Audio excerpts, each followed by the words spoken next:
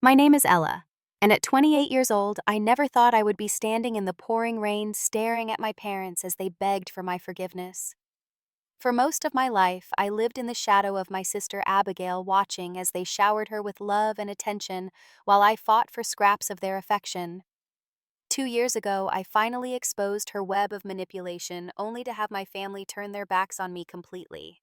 Now here they were, broken and desperate, asking to be part of my life again. How do you forgive the people who were supposed to love you unconditionally, but chose to believe the worst instead? Before I tell you what happened that rainy night, leave a comment telling me where you are watching from, and subscribe to hear more stories like mine. Would you forgive family who abandoned you when they needed you most? Growing up in our middle-class suburban home outside Boston, I always knew I was second best. Our family looked picture perfect from the outside. Hardworking dad, Thomas devoted mom, Margaret, brilliant older sister Abigail, and then there was me, Ella, perpetually trying to measure up. Abigail was 3 years older, and from my earliest memories, she was everything I was not. With her natural beauty, straight A report cards, and musical talent that had teachers calling her gifted by age 7, she became the standard against which I was constantly measured and found lacking. "Why can't you be more like your sister?" became the soundtrack of my childhood, playing on repeat through elementary school, middle school, and beyond. When Abigail brought home perfect math tests, my B-plus grades were met with disappointed sighs. When she performed piano recitals that brought tears to our mother's eyes, my art projects were glanced at and placed in a drawer, forgotten. The physical evidence of their favoritism was impossible to ignore. Abigail had the larger bedroom with the window seat I coveted, while I had the smallest room next to the noisy bathroom. For her 16th birthday, our parents threw an elaborate party with a professional photographer and catered food. 6 months later, my 16th was celebrated with a homemade cake and a few friends in the backyard. "We already did the big party thing this year," Dad explained when I asked why. Besides, Abigail needed the networking for her college applications. I tried so hard to find my own path. In 7th grade, I joined the volleyball team, practicing for hours until my knees were bruised and my palms calloused. When I made varsity as a freshman, my parents missed the announcement ceremony because Abigail had a college interview that couldn't be rescheduled. That same year, I discovered a passion for photography, capturing moments and emotions that I couldn't express in words. I saved up from babysitting jobs to buy my first real camera, a secondhand Canon, that became my most treasured possession. My art teacher, Mrs. Wilson, said I had a natural eye for composition and encouraged me to enter my work in the county art show. I still remember the crushing disappointment of my 12th birthday. There was a school concert where both Abigail and I were performing, me with the choir and her with the orchestra. Our performance times were an hour apart, giving our parents plenty of time to see both. Yet somehow they missed my entire 15-minute performance because they were watching Abigail practice for her upcoming state competition. When I found them backstage, Mom gave me a distracted hug and said, "I'm sure you did great, honey," without ever making eye contact. That night I cried myself to sleep, wondering what was wrong with me, why I wasn't enough. The seeds of insecurity planted that day grew deeper roots with each passing year. My relationship with Abigail was equally complicated. Part of me admired her achievements and longed for her approval. Another part resented living in her shadow and suspected she enjoyed watching me struggle. There were moments when I tried to connect with her, like when I asked for help with homework or invited her to go shopping, only to be dismissed with excuses about being too busy. Looking back, I can see the subtle ways Abigail manipulated situations to maintain her position as the golden child. If I received praise for something, she would immediately change the subject to her own accomplishments. If I shared an idea at dinner, she would improve upon it moments later and receive all the credit. When I got in trouble, it was often because she had set things up that way, like the time she convinced me to borrow Mom's necklace for a school dance, then accidentally mentioned it in front of our parents when I hadn't asked permission. By high school, I had developed a thick skin and accepted my place in the family hierarchy. I focused on my own interests, found friends who appreciated me, and counted down the days until college when I could escape the constant comparisons. What I didn't realize then was how deeply these family dynamics had shaped my sense of self-worth. I genuinely believed I was less deserving of love, less talented, less everything compared to my sister. Watching our parents beam with pride at Abigail's graduation as valedictorian, I wondered if my own graduation the following year would garner even a fraction of their enthusiasm. I secretly applied to colleges far from home, seeking distance from the family that never seemed to see me. When my acceptance letter from the University of Michigan arrived, I felt the first real hope that life could be different. "Are you sure you want to go so far away?" Mom asked, looking concerned for once. "The state university is perfectly good, and Abigail could help you navigate campus." What she really meant was that staying close would be more convenient for them. They wouldn't have to make an effort to maintain our relationship if I remained within their orbit. But for once, I stood firm. "I need this, Mom," I said quietly. "I need to find out who I am when I'm not just Abigail's little sister." The hurt that flashed across her face told me she understood exactly what I meant, but she quickly recovered, nodding and changing the subject to Abigail's summer internship plans. That summer before college was the loneliest of my life.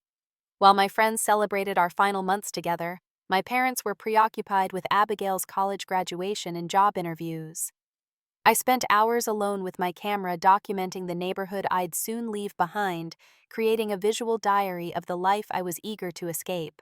The night before I left for Michigan, I overheard my parents talking in the kitchen. "Do you think Ella will be okay on her own?" Mom asked. "She's always been so dependent." "She'll be fine," Dad replied, sounding distracted. "Besides, it's not like she had Abigail's opportunities here. A fresh start might be good for her." Their words confirmed what I'd always suspected. They didn't believe in me, didn't think I was capable of the same success as my sister. As I quietly retreated to my room, I made a silent promise to myself that I'd prove them wrong, that I'd build a life where I wasn't constantly compared and found wanting. What I didn't realize was that the journey to that life would require completely dismantling the one I had always known. The moment I stepped onto the University of Michigan campus, I felt like I could finally breathe. 3 states away from my family, nobody knew me as Abigail's little sister. Here I was, just Ella, a blank slate, ready to write my own story. My freshman dorm roommate Hannah quickly became the first real friend I'd ever had, someone who saw me for me. Curly-haired and outspoken, she was studying journalism and had an infectious enthusiasm for life that pulled me out of my shell. "You have the most unique perspective in our entire floor," she told me after seeing some of my photography. "These aren't just pictures, they're stories." Hannah introduced me to her study group where I met James, a computer science major with a dry sense of humor, and Derek, a pre-med student who was the first to invite me to parties and campus events. For the first time, I felt included, wanted. I chose psychology as my major, fascinated by the dynamics of human behavior. As I learned about family systems and relationship patterns, my own upbringing began to make more sense. Professor Landry introduced concepts like golden child syndrome and scapegoat dynamics that made me realize our family wasn't unique, but actually followed classic patterns of dysfunction. "Families often unconsciously assign roles to children," she explained during one memorable lecture. "These roles can become self-fulfilling prophecies that shape identity far into adulthood." I scribbled furious notes recognizing my sister and myself in every example. The realization that there was actually a name for what I'd experienced was both validating and heartbreaking. I wasn't imagining the unfair treatment, it was real and documented enough to be taught in college courses. With distance came clarity. Each time I picked up my camera, I found myself capturing images that told stories of isolation and belonging. My photography professor encouraged me to pursue this theme, and by sophomore year, I landed a coveted internship with a local arts magazine. During my second year at Michigan, I met Ryan, an architecture student who noticed me taking photos of campus buildings one autumn afternoon. Our friendship evolved into my first real relationship, one where I was valued and heard. Ryan would sit for hours looking through my photography portfolios, asking questions about my process and vision. "You see things others don't," he told me one night as we walked back from a movie. "It's like you capture the emotion behind the moment, not just the moment itself." His words were the opposite of what I was used to hearing from my family. Instead of asking why I couldn't be more like someone else, he appreciated what made me uniquely me.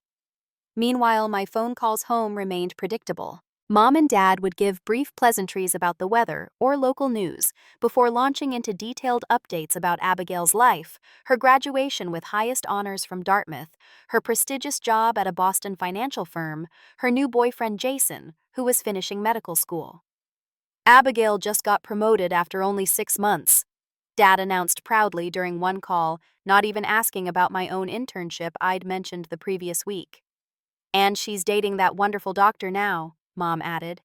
They make such a handsome couple. When will you be home next? Maybe you could take some nice photos of them. Their blatant disinterest in my life stung, but the distance had given me enough perspective to see it wasn't about me lacking worth, but about their inability to see beyond the golden child they had created in Abigail.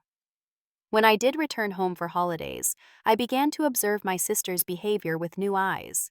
The psychology classes had given me tools to recognize manipulation tactics that had always been there, but I'd never been able to name. During Thanksgiving break my junior year, I noticed how Abigail would subtly undermine me in conversation. When I shared stories about my internship, she'd interrupt with comments like, "That's nice that you're enjoying your hobby," reducing my professional work to something trivial.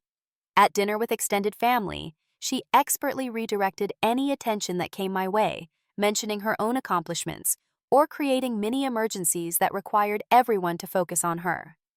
After receiving compliments on a photo series I'd done, Abigail suddenly remembered a concerning email from her boss that she needed Dad's advice on immediately. I also caught her speaking about me when she thought I couldn't hear. Ella's doing okay considering how she struggled in high school. She told our aunt, though, I'd graduated with honors and scholarships. We're all just happy she's finding her way. The most revealing moment came when I ran into Mrs. Wilson, my old art teacher, at the grocery store. After catching up, she mentioned something that made my blood run cold. "I always felt terrible about that scholarship recommendation," she said, looking uncomfortable. "Your sister told the committee chair you were planning to decline it anyway because you had decided on Michigan. I tried to reach you, but it was finals week." I froze, processing her words. "What scholarship recommendation?" Mrs. Wilson looked stricken. "The Northeastern Arts Foundation scholarship. I nominated you your senior year for the photography portfolio you submitted. It would have covered half your tuition at any arts program in New England." I had never heard about this scholarship, never had the chance to accept or decline it. Abigail had sabotaged an opportunity that would have transformed my college experience, reduced my student loans, and perhaps even changed where I studied. And she had done it without me ever knowing. That night, I began documenting everything. I started a journal detailing manipulative incidents. I could remember noting patterns and gathering evidence. I saved texts and emails where Abigail had lied about me or taken credit for my ideas. I wasn't sure what I would do with this information, but something in me had shifted. I was no longer willing to accept the role of lesser sister. Back at Michigan, I shared some of these revelations with Ryan and Hannah. "That's not normal sibling rivalry, Ella," Hannah said firmly. "That's sabotage," Ryan agreed. "You deserve better than to be treated this way. Have you thought about confronting her?" I had thought about it constantly, playing out scenarios in my mind. But years of conditioning had taught me that in any conflict with Abigail, I would always be seen as the troublemaker, the jealous one, the problem. The thought of standing up only to be dismissed again was paralyzing. "I need irrefutable proof," I told them. "Something they can't explain away or twist around." By spring break of my senior year, I had a digital folder full of evidence. Text messages where Abigail admitted to managing my reputation with our parents. Emails where she had taken my ideas and presented them as her own. A recorded conversation where she laughed with her friend about keeping me in my place. As graduation approached, I felt a new sense of determination forming within me. I was no longer the insecure little girl desperate for approval. I was becoming a woman who understood her worth wasn't determined by others' opinions, especially those warped by years of manipulation. I didn't know then that the opportunity to use this evidence would come sooner than expected, or that the consequences would be more devastating than I could have imagined. As I packed for what would be my final trip home before graduation, I had no idea I was about to lose my family entirely. The Thanksgiving gathering that changed everything started like so many before it. I arrived at our Boston home with a mixture of dread and resolve, my folder of evidence safely stored in my laptop bag, though I hadn't decided if I'd use it. Mom greeted me with her usual distracted hug. "Ella, you're finally here. Abigail and Jason arrived hours ago. They're in the living room. Jason is such a catch, don't you think, a neurologist with his own practice at 32? I nodded politely, noticing she hadn't asked about my 8-hour drive or how I was doing. In the living room, Dad was deep in conversation with Jason about investment opportunities, while Abigail held court with our aunts, uncles, and cousins. "And there she is," Abigail exclaimed when she saw me, her voice carrying that artificial enthusiasm I had learned to distrust. "Our little college senior, come tell everyone about your photography thing." The dismissive way she said photography thing to describe my award-winning internship that had recently turned into a job offer was typical Abigail, diminishing my achievements while appearing supportive. The first day passed with the usual dynamics. I helped in the kitchen while Abigail relaxed with guests. I listened to everyone's praise of her career advancement, while my own news about being featured in a national arts magazine went unacknowledged. The real trouble began the second evening during the main Thanksgiving dinner. As we all gathered around the table laden with turkey and all the traditional sides, Abigail clinked her glass dramatically. "Jason and I have some news we'd like to share with everyone," she announced, beaming. Jason looked surprised but smiled beside her. "We're engaged." The table erupted in cheers and congratulations. Mom burst into tears of joy, and Dad immediately opened a bottle of champagne he'd apparently been saving for just such an announcement. In the midst of the celebration, I genuinely tried to feel happy for my sister. Despite our complicated relationship, I didn't wish her ill. I approached her to offer congratulations, but before I could speak, she added another announcement. "And the best part is that Ella has agreed to photograph our entire wedding for free as her gift to us. Isn't that wonderful? My sister is finally putting her hobby to good use." I froze mid-step, stunned by her brazen lie. Not only had she never asked me about photographing her wedding, but she had once again reduced my professional work to a hobby while volunteering my services without consultation. "That's so thoughtful, Ella," Mom gushed, finally looking at me with approval. "What a meaningful gift." "And practical, too," Dad added with a wink. "Saving them thousands on a professional photographer." I am a professional photographer. I wanted to scream. Instead, I found myself saying, "Actually, Abigail never discussed this with me." The room went silent. Abigail laughed nervously. "Don't be silly, Ella. We talked about it on the phone last month."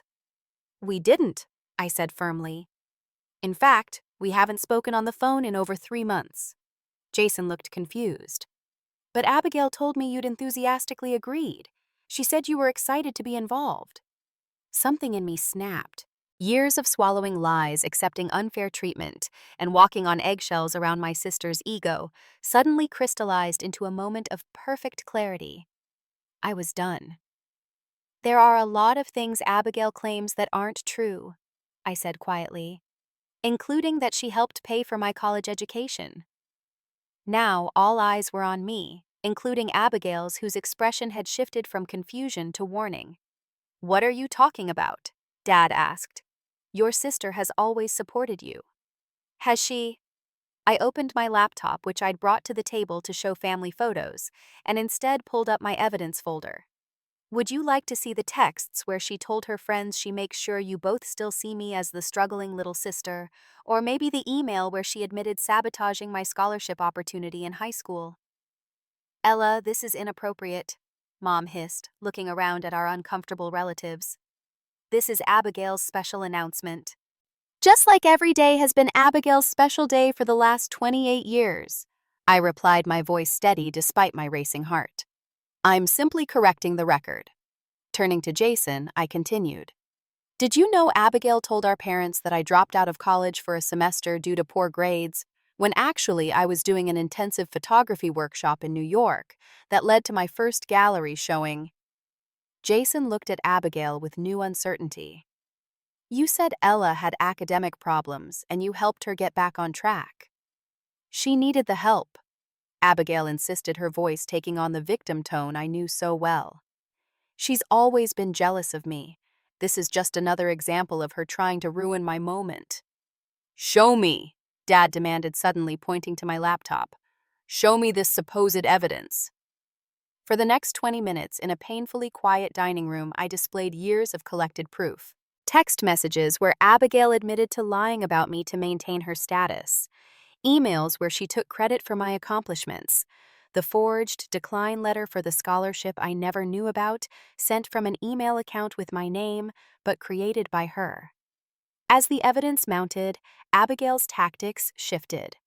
First came denial, then minimizing. It was just sister stuff. Then tears and claims of victimhood. I was just trying to protect our parents from worrying about you. Jason, to his credit, began asking pointed questions. Did you really tell your parents that Ella was financially dependent on you when she's actually supporting herself entirely? Did you actually tell the scholarship committee you were speaking on Ella's behalf? My aunt asked, looking disturbed. Abigail began to crumble under the scrutiny, her tears turning from delicate sniffles to ugly sobbing. You're all turning against me because of her lies, after everything I've done for this family. What exactly have you done for me, Abigail? I asked, surprisingly calm. Name one time you helped me without taking credit or using it against me later. Her silence was deafening. Then came the moment that broke everything. My father, red-faced and shaking, stood up and pointed at me. This is unconscionable, Ella. You've always been difficult, but to attack your sister out of jealousy, to fabricate this elaborate web of lies, to diminish her accomplishments and ruin her engagement announcement, this goes beyond anything I could have imagined. I stared at him in disbelief. Did you not see what I just showed you? The evidence is right here. I see a daughter who can't stand to see her sister happy, he shot back. Who would rather destroy a family holiday than deal with her own inadequacies? Thomas, my aunt interjected. I think you need to look at what Ella has shown us more carefully. These messages appear to be real. But Dad wasn't listening. In his mind, the family narrative was set in stone. Abigail was the perfect daughter, and I was the troublemaker. You have a choice to make right now, he said, his voice ice cold. You can apologize to your sister, and we can salvage this evening, or you can leave this house. I looked around the table. Some relatives looked uncomfortable or confused. Others avoided my gaze entirely. Mom was comforting Abigail, who was still sobbing dramatically. Jason was staring at his plate, clearly processing everything he'd learned. In that moment, I realized something profound. This would never change. I could present video evidence, signed confessions, witnesses, and it wouldn't matter. They had decided who was worthy of belief long ago, and it wasn't me. I closed my laptop and stood up.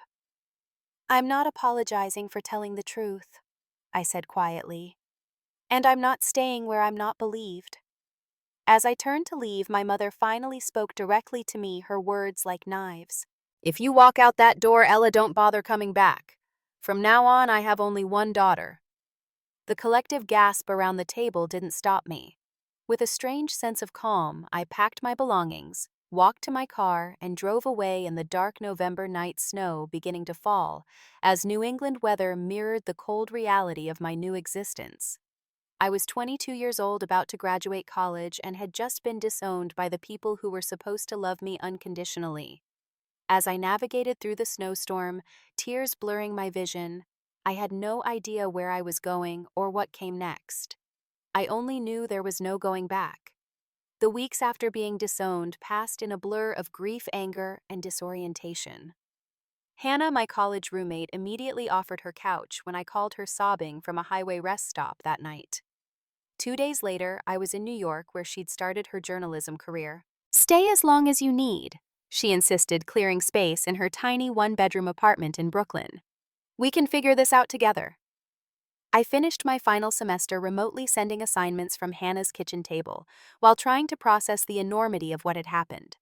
I tried calling home once a week after Thanksgiving, only to discover my number had been blocked on both my parents' phones. December brought crushing depression. I barely left the apartment, sleeping through most days, and staring at the ceiling at night, replaying the confrontation, and wondering if I'd made a terrible mistake. What if I had just stayed quiet? What if I'd found another way to address the issues with Abigail? The weight of completely losing my family, however flawed they were, felt unbearable. You need to talk to someone professional, Hannah urged after finding me crying in the shower one morning. This is too much to handle alone. She was right. Using the last of my student health insurance, I found a therapist who specialized in family trauma. Dr. Rivera listened to my story without judgment, then said something that became a turning point. What you're describing isn't just favoritism, Ella. It's a pattern of emotional abuse that you've endured your entire life. Your response wasn't just justified, it was healthy. You finally respected yourself enough to set boundaries. Through those early therapy sessions, I began to understand that my family had conditioned me to accept mistreatment as normal. The guilt I felt wasn't because I'd done something wrong, but because I'd disrupted a system that, while damaging to me, had worked for everyone else. Financially, I was starting from zero. I had my degree in psychology with a minor in photography, decent savings from my campus jobs, but New York was expensive, and my planned post-graduation move back to Boston was now impossible. I started taking any photography gigs I could find: birth announcements, small business websites, local events. Hannah connected me with editors at her publication who needed freelance photos. Slowly, I built a portfolio and client list, working 7 days a week to stay afloat. Through Hannah, I discovered a support group for adults estranged from their families. The first meeting in a community center in Manhattan changed everything. Sitting in a circle with 8 strangers who immediately understood my experience without explanation was powerful beyond words. The first year is the hardest, said Sandra, a woman in her 50s who had been estranged from her parents for decades, especially during holidays. But it does get easier, and eventually you build a chosen family that loves you properly. Sandra became my mentor, helping me navigate the practical aspects of starting over without family support, establishing separate bank accounts, changing emergency contacts, dealing with the emotional landmines of birthday cards returned unopened. By spring, I had secured a small studio apartment in Bushwick and landed a steady gig with an up-and-coming fashion magazine that appreciated my distinct photographic style. The work wasn't creatively fulfilling, but it paid the rent and built my professional network. Friends became my lifeline. Hannah, always protective, made sure I was included in her family holidays. Her parents welcomed me without questions, giving me a glimpse of what healthy family dynamics looked like. James, my college friend, visited often from his tech job in Philadelphia, bringing humor and distraction when I needed it most.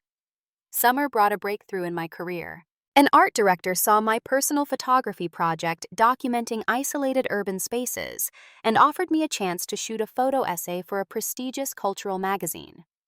The series, titled Negative Space, was published to positive reviews and led to inquiries from galleries. During this period, I still thought of my family daily, but the sharp pain was gradually dulling to an ache. I checked their social media occasionally, seeing the holidays and gatherings I was no longer part of. In every photo, they looked happy, unaffected by my absence, which hurt in ways I couldn't articulate. I stopped checking after a while, recognizing it only delayed my healing. The most unexpected development that year was meeting Michael, a fellow photographer. He was assigned to the same charity event I was covering in September. Tall, with kind eyes and an infectious laugh, he approached me after noticing my vintage film camera. "That's a beautiful Leica," he said. "Don't see many people using those anymore?" We ended up talking equipment for hours, then moved on to artistic influences, favorite exhibitions, and eventually personal histories. Unlike previous dates who seemed uncomfortable with my family situation, Michael listened without judgment when I eventually shared my story. "My mom has borderline personality disorder," he told me. "I get the complicated family thing. Sometimes loving people from a distance is the only healthy option." Our relationship developed slowly, built on mutual respect and understanding. Michael had experienced his own family challenges and understood my triggers and boundaries. He never pushed for reconciliation or suggested I just call them, like some well-meaning friends did. At the 1-year mark of my estrangement, I held my first solo photography exhibition. Family Shadows featured abstract images exploring themes of absence, belonging, and chosen connections. The local arts weekly featured my work, and I won an emerging artist grant that allowed me to reduce my commercial workload. Through it all, therapy remained my anchor. Dr. Rivera helped me recognize patterns I'd internalized: the tendency to apologize excessively, the urge to shrink myself in relationships, the instinct to distrust praise or recognition. Slowly, I began to untangle my sense of self from the narrative my family had created. "You are not what happened to you" became my mantra on difficult days. You are what you choose to become. 18 months after that fateful Thanksgiving, I received an unexpected email from Jason, Abigail's former fiancé. Seeing his name in my inbox sent my heart racing, but curiosity won out over anxiety. "Ella, I hope this finds you well," he wrote. "A lot has happened since that Thanksgiving dinner, and I feel you deserve to know the truth. If you're open to talking, I'd like to meet." After consulting with both Dr. Rivera and Sandra, I agreed to meet Jason at a neutral coffee shop in Manhattan. What he shared would open the next chapter in my journey, one I never expected to write. Jason arrived at the cafe looking different than I remembered. The confident, successful doctor had been replaced by someone more humble with shadows under his eyes suggesting difficult months. "Thank you for meeting me," he said, settling into the chair across from me. "I wasn't sure you'd want to." "I'm curious," I admitted. "Last I knew, you and Abigail were engaged." He smiled ruefully. "That ended about a month after Thanksgiving. After what you revealed, I started paying closer attention to things that had bothered me but I'd dismissed. The more I looked, the more I found." Over the next hour, Jason detailed the unraveling of his relationship with my sister. After the holiday confrontation, he had begun questioning inconsistencies in stories Abigail had told him, particularly about her educational background and family relationships. She claimed to have graduated summa cum laude, but when I mentioned wanting to frame her diploma for her birthday, she got extremely defensive, he explained. Eventually, I discovered she had barely graduated, having been on academic probation twice. More revelations followed. Abigail had lied about her role at the financial firm, exaggerating her position and responsibilities.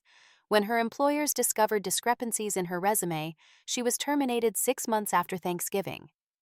"The worst part came when I found out she'd opened credit cards in your parents' names," Jason continued. "She had been living far beyond her means for years, putting them into significant debt without their knowledge." I sat stunned, coffee growing cold between my hands. While I'd known Abigail was manipulative, the scope of her deception went beyond anything I'd imagined. "What did my parents do?" I finally asked. "That's actually why I'm here," Jason replied. "When they discovered the financial situation, they were devastated. Your father confronted Abigail expecting an explanation or apology. Instead, she packed her things and disappeared, refusing to take responsibility. Last I heard, she moved to San Diego and cut contact with them completely." The irony wasn't lost on me. Abigail, the golden child who'd been protected and favored her entire life, had abandoned our parents the moment they held her accountable. Meanwhile, I'd been discarded for simply telling the truth. "Your father had a mild heart attack from the stress," Jason continued, his voice gentle. "Nothing permanently damaging, but it was a wake-up call. They've been reevaluating a lot of things, Ella." I felt a complex mix of emotions: vindication, concern, and a surprising surge of protectiveness toward the parents who had hurt me so deeply. Regardless of our history, I didn't wish them ill. "Are they okay now?" I asked. Jason nodded. "Physically, yes. Emotionally, that's another story. Your mother found your old journals while cleaning out your room. She read them, Ella. All of them." I felt exposed at the thought of my mother reading my private thoughts, the pain and loneliness I'd documented throughout my childhood and teenage years. "She called me crying," Jason continued. "Said reading your perspective was like seeing their family through new eyes. She's been trying to find you. They both have." He slid an envelope across the table. "They asked me to give you this if you agreed to see me.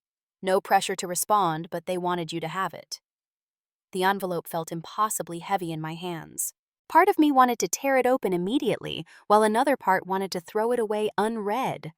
After everything that had happened, did I even want to know what they had to say?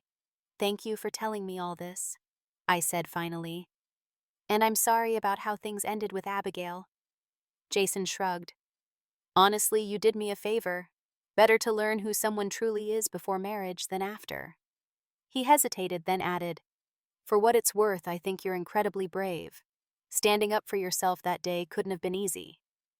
After he left, I sat with the unopened letter for almost an hour, watching people come and go from the busy cafe. Finally, I gathered my courage and broke the seal. Inside was a 6-page handwritten letter from both my parents, ink smudged in places from what appeared to be tears. They detailed their shock at discovering Abigail's deception, their grief over losing both daughters for different reasons, and their slow, painful recognition of how they'd failed me throughout my life. We don't expect forgiveness, my father wrote in his precise handwriting. We haven't earned it. But if you're willing, we'd like the chance to know the daughter we've never truly seen.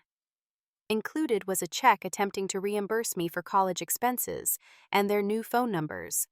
At the bottom, in my mother's flowing script, we understand if you need more time or if you never want to see us again. Your feelings are valid. We just want you to know that our door is open whenever or if ever you're ready. I folded the letter carefully and returned it to the envelope. For weeks, it sat on my nightstand while I processed everything Jason had shared. I discussed it extensively with Dr. Rivera, with Michael, and with Sandra from my support group. What do you want, Ella? Michael asked one evening as we walked along the Brooklyn waterfront. Not what you think you should want, or what would make a good story of reconciliation. What does your heart tell you? I considered his question carefully. I don't want to lose the person I've become, I said finally. I fought hard for this independence, this sense of self-worth. But I also don't want to be ruled by fear or anger forever. Maybe there's a middle path. After much reflection, I made my decision. I'd meet them, but on my terms, not in the childhood home filled with difficult memories, but on neutral ground in New York with Michael nearby for support. I would listen to what they had to say and then decide what role, if any, they would have in my life going forward. I called the number my mother had provided and for the first time in nearly 2 years, heard her voice answer, "Hello, Mom." I said, my voice steadier than I expected. "It's Ella. I got your letter." The meeting was set for a small cafe near Central Park, chosen because it was public but quiet enough for a difficult conversation. Michael waited at a nearby table close enough to provide moral support but giving us privacy. When my parents walked in, I barely recognized them. Dad, once robust and commanding, looked thinner, his hair now completely gray. Mom had aged years in the 23 months since I'd seen her deep lines around her eyes and mouth, speaking to the stress she'd endured. "Ella," Mom whispered, her eyes filling with tears.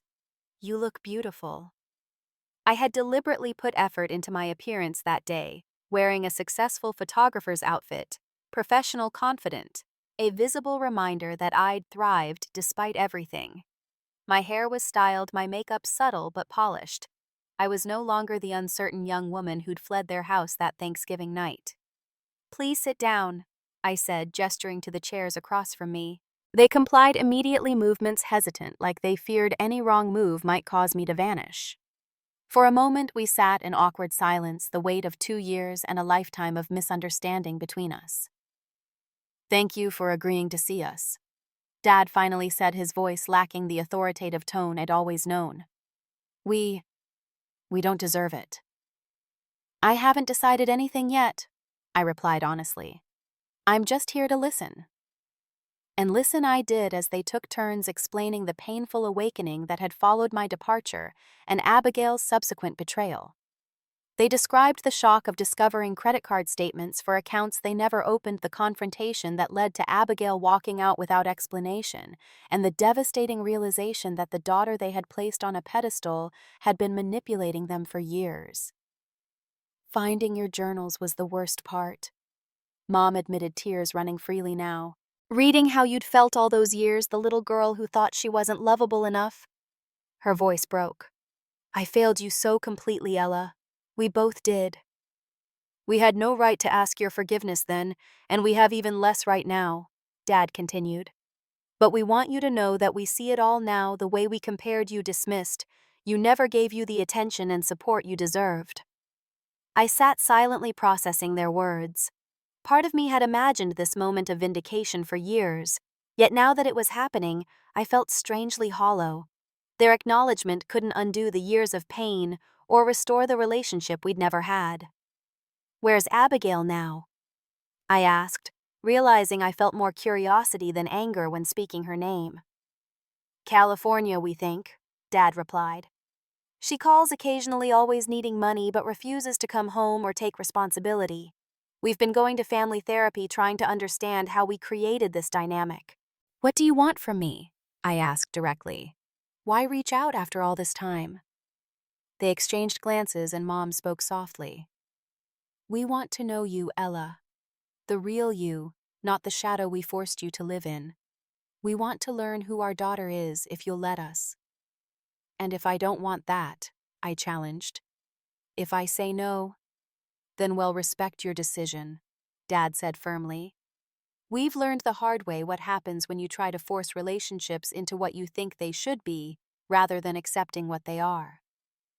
I found myself studying their faces, looking for signs of the parents I'd known. The mother who had overlooked me, the father who had dismissed me. Instead, I saw two broken people confronting the consequences of their actions, genuinely remorseful. "I have a life here," I told them. "A good one. A career that's taking off, friends who value me, a relationship with someone who sees me clearly." "We know," Mom said. "We've followed your photography career online. Your exhibition reviews, your magazine features. We're so proud of you, Ella, though we have no right to claim that pride. You don't get to just walk back into my life and pick up where we left off," I continued. "That bridge is burned." They nodded, accepting this truth without argument. "But," I said after a long pause, "maybe we can build something new, something honest. I don't know what that looks like yet." The hope that flashed across their faces was painful to witness. "Whatever you're comfortable with," Dad said quickly. "Coffee once a month, emails, whatever boundaries you need." I considered their offer, thinking of all Dr. Rivera had taught me about healthy relationships and the importance of clear boundaries. "We start small," I decided. "Monthly meetings in public places. No expectations, no pressure. And I need you both to understand that this doesn't mean everything is forgiven or forgotten. It means I'm willing to explore if there's a relationship worth building." They agreed immediately, gratitude evident in their tear-filled eyes. Before we parted, I added one more condition. "My photography exhibition opens next month. If you're serious about knowing me, about seeing who I really am, that's where we'll start. My work, my vision on my terms." A month later, my parents entered the small Brooklyn gallery where 30 of my photographs were displayed. The collection, titled Shadows and Light, explored themes of identity, belonging, and resilience. They moved slowly from image to image, taking time with each one, occasionally wiping away tears. I watched from across the room as they stood before the centerpiece, a self-portrait showing me emerging from darkness into light, face half illuminated, half in shadow. "This is extraordinary," Dad whispered when I approached. "You're extraordinary, Ella. I just never took the time to see it." That night marked the beginning of a careful rebuilding. We met monthly, as agreed, sometimes for coffee, sometimes at museums or parks. They made no demands, asked thoughtful questions, and most importantly, listened when I spoke. Our relationship developed in small increments. 6 months after our first meeting, I invited them to dinner at my apartment, allowing them into my personal space for the first time. Michael joined us, protective but open-minded, watching closely how they treated me. "They really are trying," he observed afterward. "There's genuine remorse there." Over the next year, we established a new dynamic. They attended my photography events, sent thoughtful messages on birthdays and holidays, and never once pressured me for more than I was ready to give. During this time, I also learned they had attempted to reach out to Abigail, offering similar opportunities for reconciliation, but she had rejected all contact. "Should I try to speak with her?" I asked during one of our meetings, surprising myself with the question. Mom sighed heavily. "That's entirely your decision, Ella. We would never presume to tell you how to handle that relationship after everything that's happened." After much consideration, I sent Abigail a brief email offering to talk if she ever wanted to. The reply came months later, short and non-committal, but not entirely closed off. We eventually met once, a stilted conversation over coffee, where little was resolved, but at least nothing new was damaged. I recognized she was fighting her own battles, carrying her own burdens from our dysfunctional upbringing, even if her methods of coping had been harmful to others. 2 years after that rainy night when my parents had stood on my doorstep begging forgiveness, our relationship bore little resemblance to what it had been throughout my childhood. There was no returning to the past, no erasing the years of favoritism and neglect. Instead, Wed built something entirely new based on honesty, respect, and clear boundaries. Today marks exactly 2 years since I opened my door to find my parents standing in the rain. As I move around my new brownstone apartment preparing for their visit, I marvel at how much has changed. The space is filled with natural light that illuminates my photography displayed proudly on the walls, a visual diary of my journey from shadow into brightness. My career has blossomed beyond what I once thought possible. Last month, I signed a contract for my first photography book, a collection exploring family dynamics and chosen connections that will be published next spring. My work regularly appears in major publications, and I've been invited to speak at several universities about visual storytelling as healing.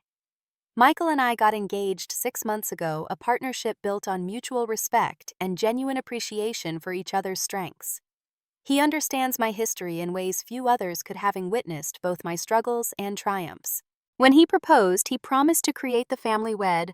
Both always wanted one where every member is valued equally. The doorbell rings and I welcome my parents inside. Our relationship now is neither perfect nor conventional, but it has an authenticity that was missing throughout my childhood. We meet for dinner once a week, speak openly about difficult topics, and they have learned to respect my boundaries. "The place looks amazing, Ella," Mom says, admiring the space. "Those new photos from your Montreal series really bring the room together." "Thanks," I reply, noticing how easily she now acknowledges my work.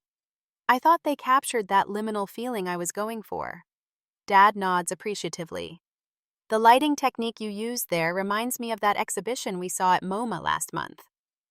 These small moments still surprise me, their genuine interest, their efforts to understand my world rather than forcing me into theirs. Watching them interact with Michael as he joins us, asking questions about his recent project without comparison or judgment, I see how much they've grown. The journey to this point was neither straightforward nor easy. For months after our initial reconciliation, I struggled with lingering resentment and distrust. Every interaction was filtered through the lens of past disappointments, every well-intended comment scrutinized for hidden criticism. My parents, to their credit, accepted this as the natural consequence of their actions. They attended family therapy faithfully, not only to understand what had gone wrong with Abigail, but to learn how to build healthy relationships moving forward. They never pushed when I needed space, never complained when I canceled plans because the emotional weight became too heavy. "We spent years making it about what we needed from you," Dad explained once. "Now it's our turn to make it about what you need from us." Abigail remains on the periphery of our lives. After our coffee meeting, we established a minimal but civil relationship. She moved back east eventually, settling in Connecticut with a new job and partner. Our interactions are limited to occasional text messages and very infrequent family gatherings where we maintain polite distance. I don't know if we'll ever have a true sisterly bond, but we've reached a place of mutual respect for each other's boundaries. The most profound healing came through helping others. About a year ago, I began volunteering with a mentorship program for young adults estranged from their families. Sharing my experience and offering support to others navigating similar pain gave purpose to my struggles. Some of these young people have become part of my chosen family, joining holiday celebrations and bringing new energy into my life. "You know what's ironic?" I tell my parents as we sit down to dinner. "I never would have found my voice as a photographer if I hadn't been forced to see the world from the margins. All those years feeling invisible actually shaped my entire artistic perspective." Mom reaches across the table and squeezes my hand, tears in her eyes. "I'm so sorry it happened that way, Ella. You deserve to be seen from the beginning." "I'm not saying it was good that it happened," I clarify. but I'm proud of who I've become because of it. That's the difference between forgiving and forgetting. I haven't forgotten, but I've stopped letting it define my future. Forgiveness. I've learned isn't a single moment of absolution, but a continuous choice. Some days, it's easier than others. There are still moments when an old comment resurfaces, when I notice their eyes lingering on a photo of Abigail, when an innocent remark triggers memories of past slights. But these moments no longer derail me. As we share a meal in my home, conversation flowing naturally between topics that interest all of us, I realize we have achieved something I once thought impossible, a relationship based on who we actually are, rather than who we wished each other to be. The healing hasn't been perfect or complete. There are scars that will always remain questions that will never have satisfying answers. But there's also growth understanding and a hard-won wisdom about what truly constitutes family. Forgiveness wasn't about erasing the past or pretending the hurt never happened. It wasn't even primarily for them. It was about freeing myself from carrying the weight of resentment, about creating space for joy and connection, without the constant shadow of old wounds. Healthy boundaries became my salvation. Learning to say, "This behavior is not acceptable. I need time to process," or simply no, without guilt or fear, revolutionized not just my family relationships, but every aspect of my life. Perhaps most importantly, I discovered that my value was never dependent on their recognition of it. The painful journey taught me that worthiness isn't earned through others' approval, it simply exists as an inherent truth. As Michael brings out dessert and my parents share stories about their recent traveling photography workshop, inspired by my career, I feel a sense of peace that once seemed impossible. This imperfect, reconstructed family bears little resemblance to the one I grew up in, and that's precisely why it works. Forgiveness isn't forgetting the past, it's choosing not to let it dictate your future. In the space created by that choice, I've found a strength I never knew I possessed, building a life filled with authentic connections and genuine love. Some wounds only time can heal, but it was in the healing process that I discovered the strongest version of myself. And perhaps that was the unexpected gift hidden within the pain all along. Have you ever had to forgive someone who hurt you deeply? How did you decide whether to keep them in your life? Share your experience in the comments below, and don't forget to subscribe and like this video if my story resonated with you. Thank you for listening, and remember, your worth isn't determined by how others treat you, but by the strength you find in choosing your own path.